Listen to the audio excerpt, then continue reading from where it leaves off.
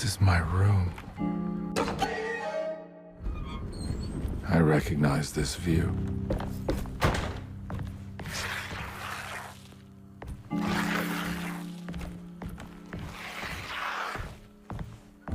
I know that number. Where's that from? I did this. I wrote that.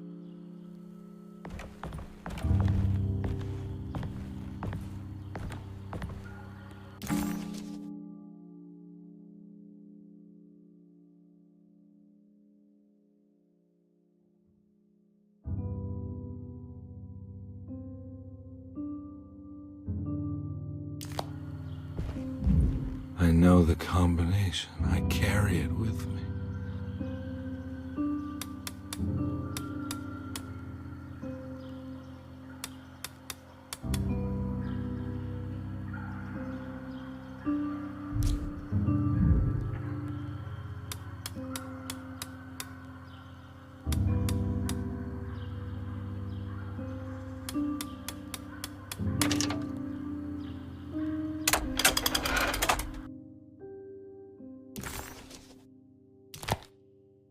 Detective, I have made many discoveries in my case.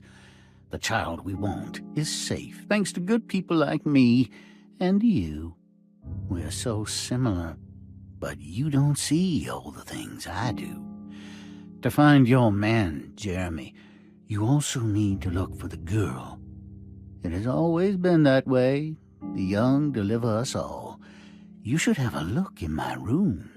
There's a piece of the puzzle you will need. Take care now. My coffee. How long have I been here?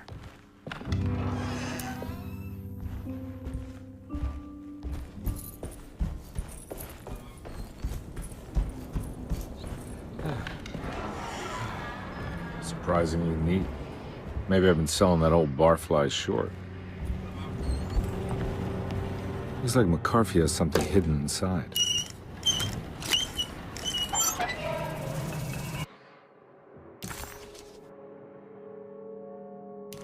Why would McCarthy lock this up? Was he trying to keep Grace from completing the shape? If so, couldn't she have just made another drawing?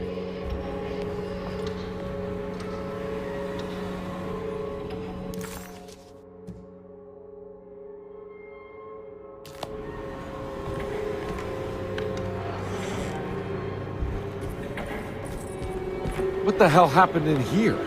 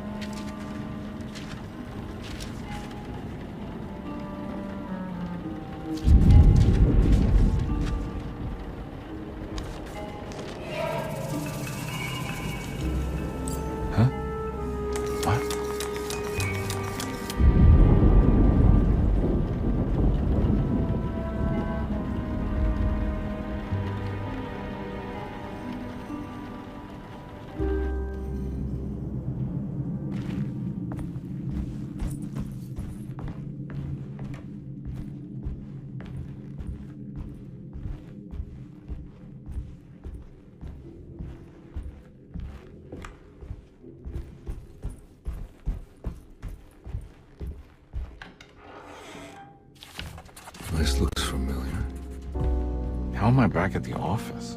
Jeremy's never been here. That's me, isn't it? How long had it been since I drowned myself in drink and depression? It had all felt so peaceful, slipping away into oblivion.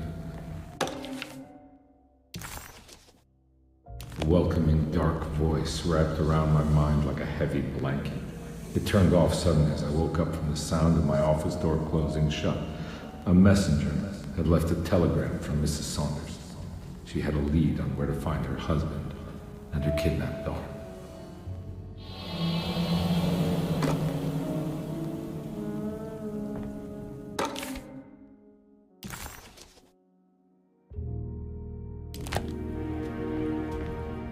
God, I used to drink so much back then. When was this exactly? What case was I working?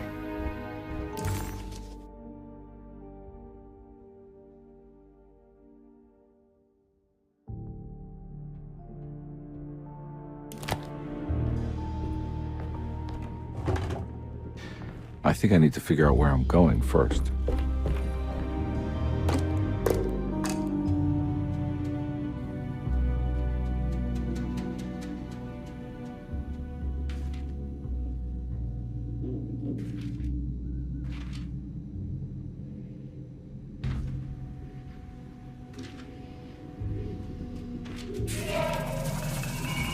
I remember this case. Some kid got taken by her father, headed out of state, but he had made a mistake by selling a painting that his wife actually cared about to a collector named Thornhill to fund his venture. That's how I tracked him down. At least I think so.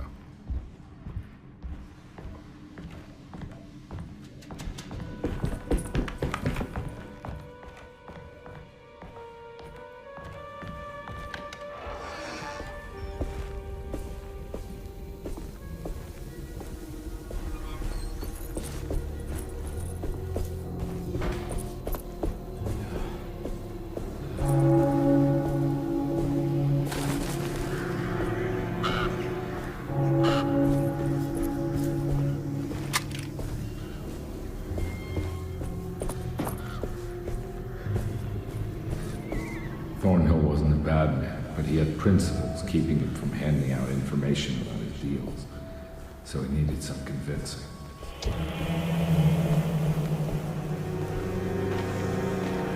Well, every case can't be squeaky clean.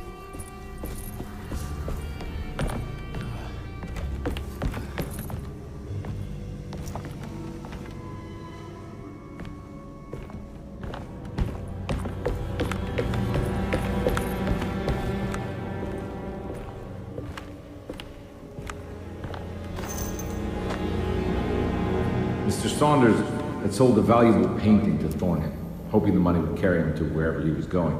The painting, now leaning on an easel in Thornhill's bedroom, had a certain mesmerizing gloom that seemed to call out to me, telling me I was needed for something important. I felt myself falling into the painting, only being brought back by Thornhill, thrusting an address to a Hotel St. George into my hand and asking me to get the hell out.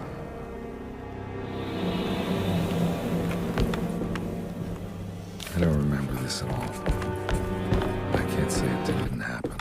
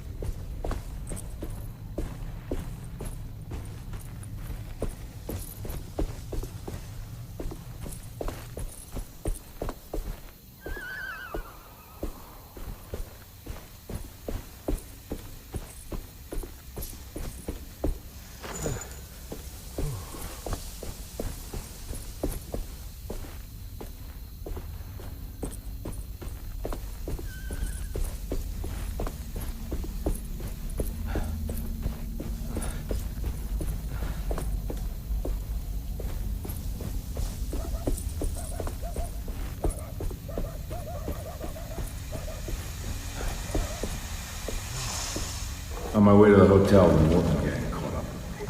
I owed them money, a lot of it. I can't remember what for, probably some dumb gambling debt growing in size for each payment missed. I punched one of them out, and I sent the others packing. It was a stupid move. They'd be back.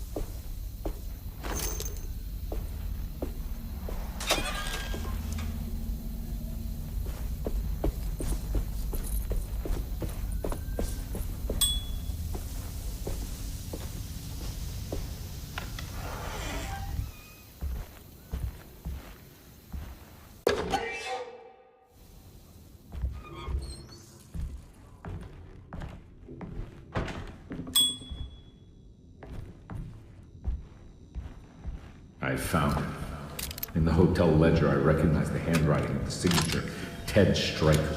It was him. I could feel it. It was the kidnapper I was hunting. I put on my knuckles and hurried up to his room.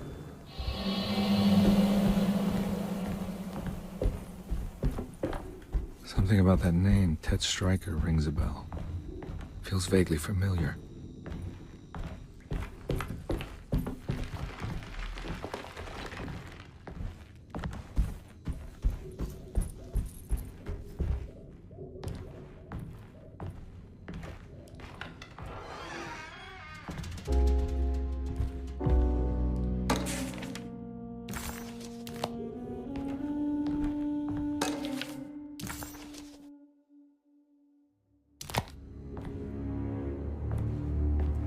I recognize this room, but I didn't catch up with them here. I must have followed them. But where?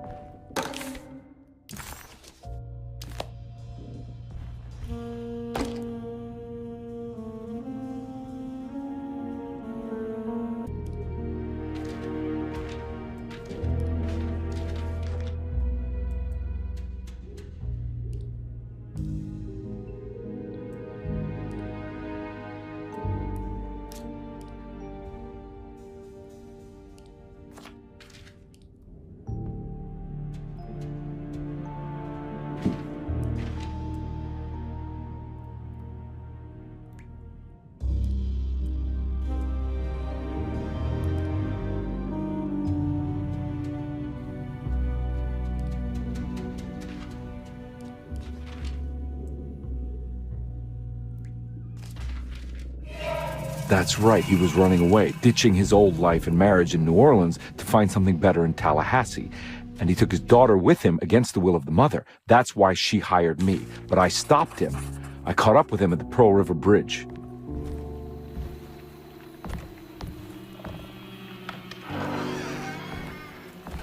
Pearl River. This is where I caught up with them. This is what the Dark Man wanted me to revisit. But I'm still not seeing it. What am I forgetting?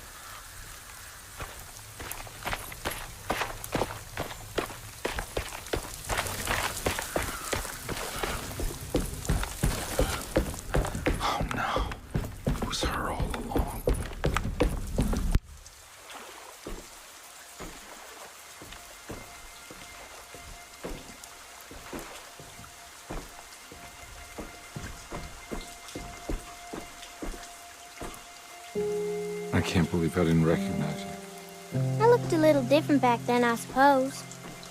Was any of this real? How do you mean? This day, just... so much is happening. I can't... I think I've lost my head. Do you need me to apologize? I mean... I am sorry. I don't think I need to begin to explain. You're just a kid, Grace. I'm really sorry. I didn't mean for it to happen. Lies. More lies. No, really. I thought I was being a good guy by handing you over to your mother. I didn't know. I couldn't have known that she wouldn't care about you. I don't know how this works. What is this for? Some form of admission of guilt. Maybe acceptance. It's what the Dark Man wants. I guess we just watch my father die again then. You think he's alive? I know he is. He's down there, scared that he won't be able to get out. That he will drown with his daughter again. What are you saying? We gotta save him! We? Do it yourself. I'm down there with him, remember?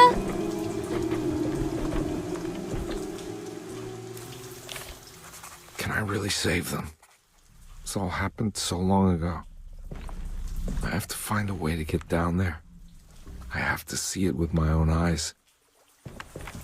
There was a boat at the house where I entered. If I can raise the bridge, I should be able to get to the car. There must be a way to save you both, right? Why else would I be here? Maybe the Dark Man just likes it when you suffer.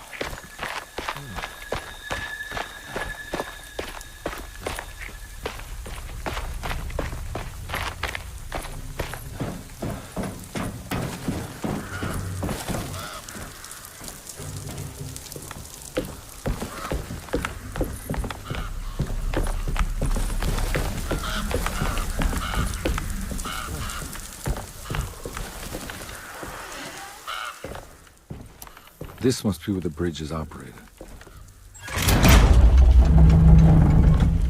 Nothing's happening. It's like something's holding it back.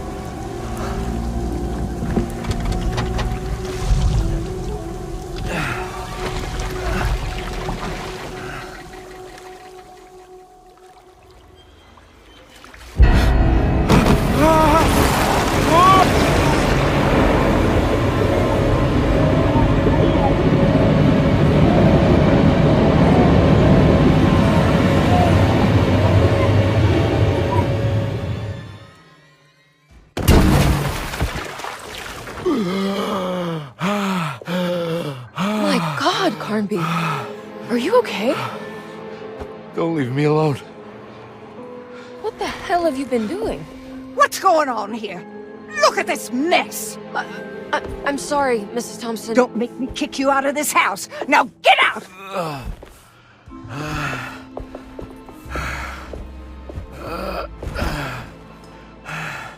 Hey, Detective. Mr. Carnby. I'm really worried about you. I'm okay. I just need to catch my breath for a moment. This place? There are some very disturbed figures around here. And I don't think it's just the patients. I've been reading some things about how Derceto has a deranging effect on people. I think it might explain... things. What? Just take it easy, okay? I'm gonna go find a way into Dr. Gray's apartment. I want to know what he's hiding. Emily, don't worry. I think I'm close. I'm gonna set everything right. Just be careful.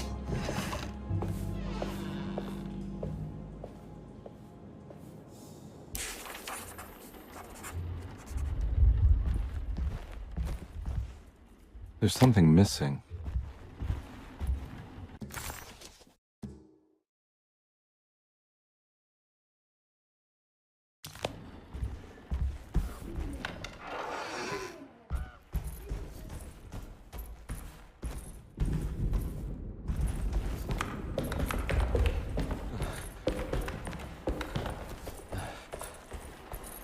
I can't leave. I got a job to do.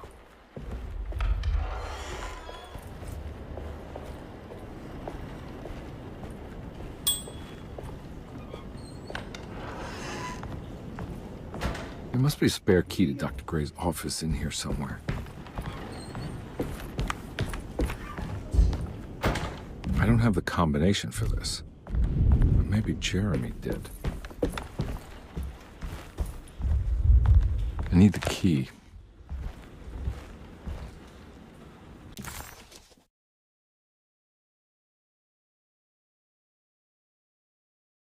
Carnby had run their car off the bridge.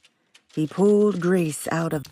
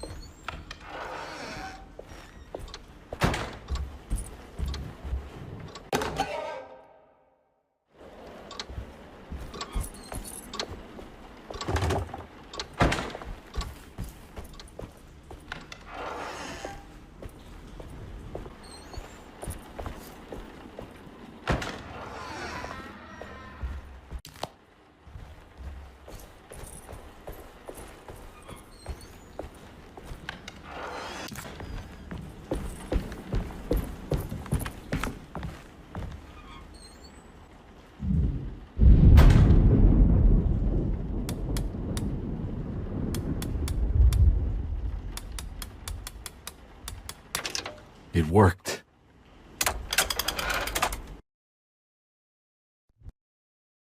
The last guest in the empty room suffered from severe maladaptation. I must write this down, because if I understand the condition sufficiently, it could make me deny this fact at a later date, and there is reason for me to think I may come to suffer the consequences from this dysfunction, as some who came in contact with the guest seemed to adopt a new worldview in which everything was predetermined but broken. Upon accepting this worldview, some memories became unmanageable and later rejected. I do not know what this means. I cannot even remember the fate of the guest. I think they were simply misplaced one day and forgotten.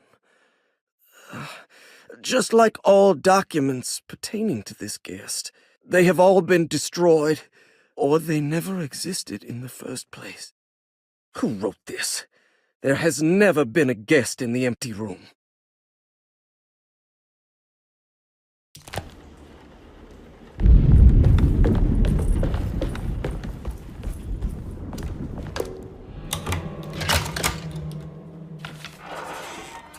Dr. Gray's office, all to myself. Let's see if we can figure this guy out. Dearest Dr. Manzetti, I find myself in a losing battle with my patient. As I've disclosed in my previous letter, his delusions have him completely captured. It's bad enough that he is torturing himself with paranoia, but his madness turns out to be quite persuasive to others, effectively laying the ground for mass delusion. I am writing to you in hope that you can give me some guidance. Beyond my ambition to avoid devastating surgery on my patient, I have grown worried about my own defenses. The words of my patient are deranged, yet they often resonate with something primitive within me. I have tried photographing his brain with X-rays. It was surprisingly difficult to get good results. Dark blotches on the plates kept obscuring all details. My patient looked at the bad plates and cried out in terror, telling me the dark areas was the shadow of the worm, eating him from inside. I could not see anything out of the ordinary. I hope this is a sign that my mind is not as receptive to the madness as I had feared. After further inquiry, my patient described the shadows inside his mind as some kind of chthonic monstrosity that wants to undermine his sanctuary. This is clearly a reference to a place he calls Teroea, a sort of library or convent that works as a psychological haven. With this imaginary haven threatened by this Chthonian, he has now constructed another, less pleasant hiding spot. Lately, he has been bringing up a metaphor of a steamboat that has run aground, that he feels like he needs to start the engines and reverse, but he is afraid that the hole in the hull would cause the whole ship to sink. I've been watching him turn this metaphor into reality for the last week. He knows it's made up, but he is doubling down, trying to make it a real memory. I feel certain that this is my chance to break through the barriers of his self-deceit.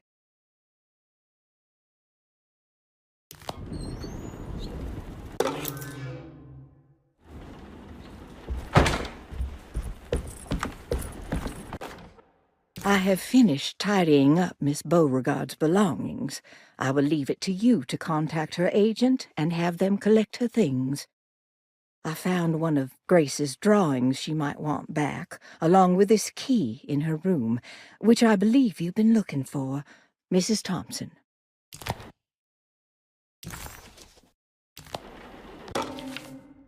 This is where McCarthy has hidden my favorite young. It's very important.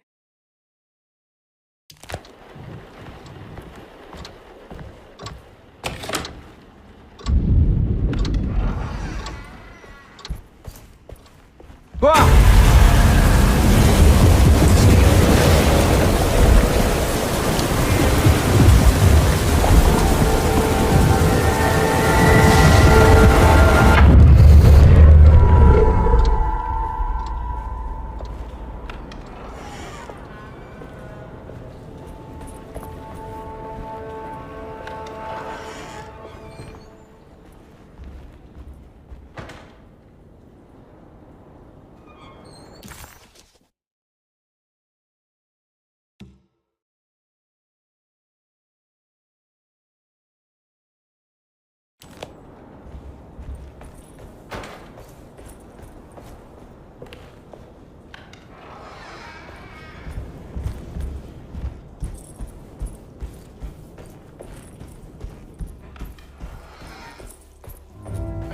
Take this much more.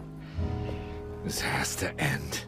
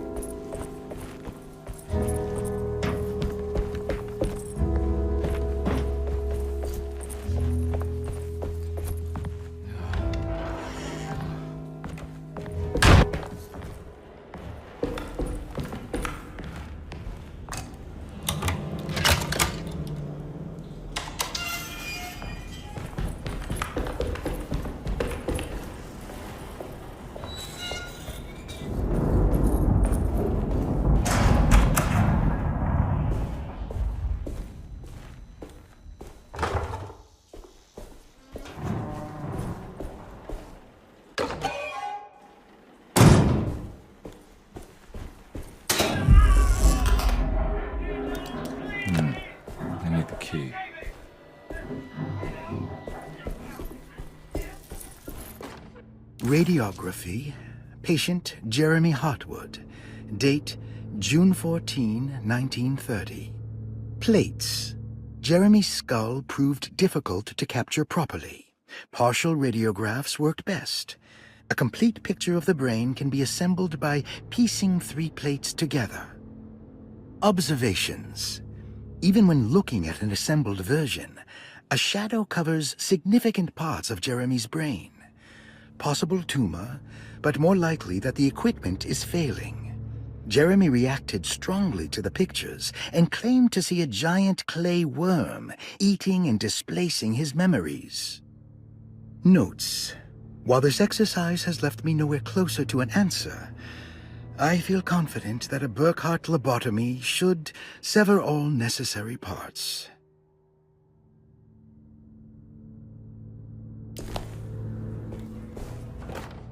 Hypothetical psychosurgery based on the ideas by Burkhardt and the St. Petersburg research could end up saving Jeremy's mind. Severing the connections around the frontal lobe would certainly solve most mental afflictions.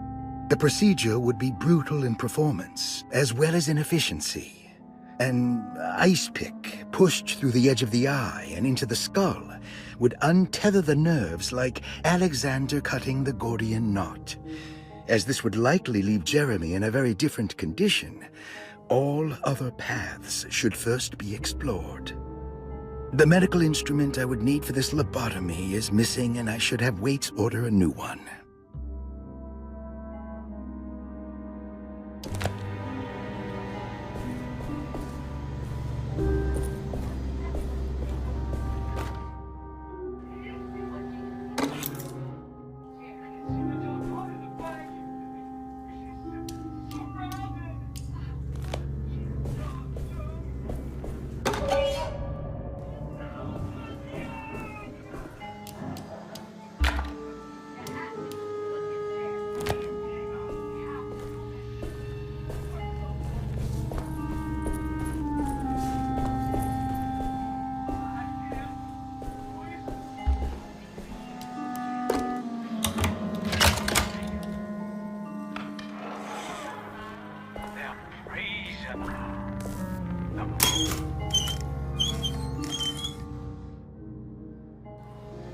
Don't mind if I do.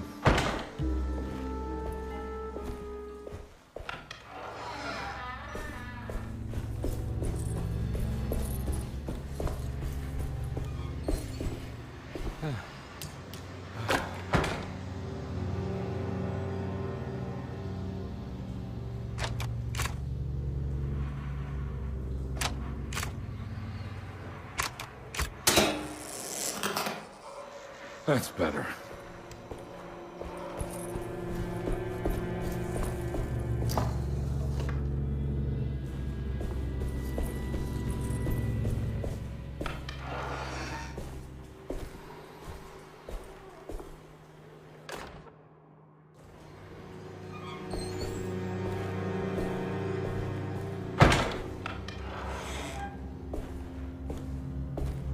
I need the key.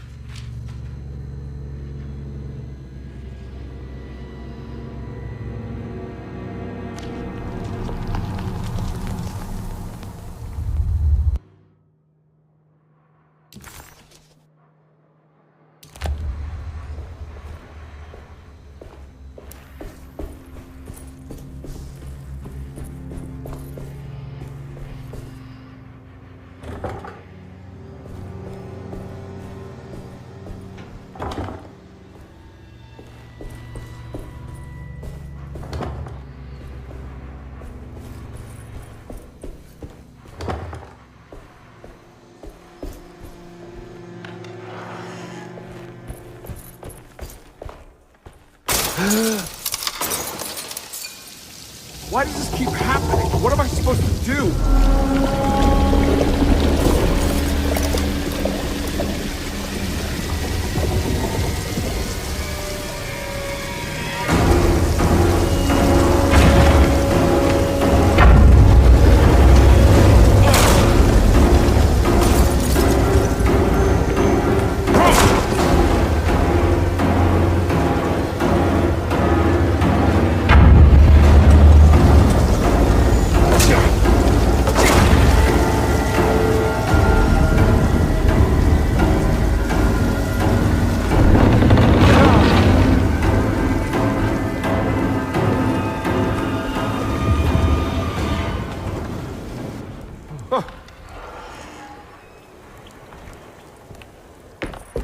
And we're back here.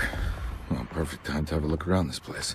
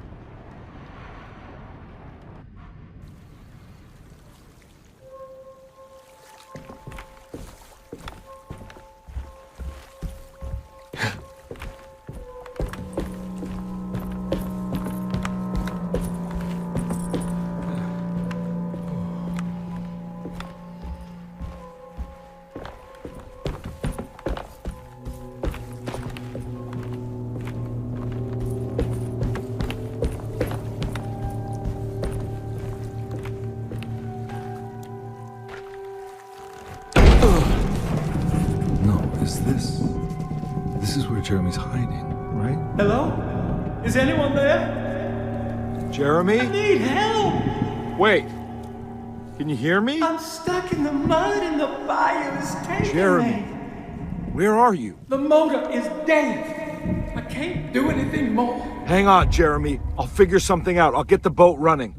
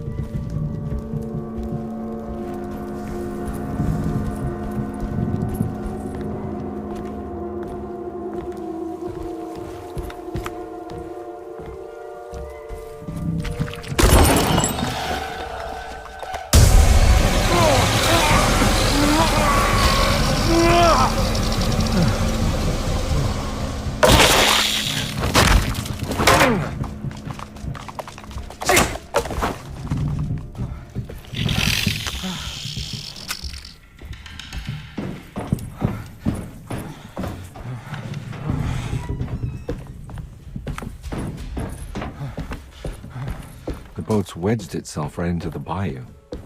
If I get the motor started, I could try reversing back into the river.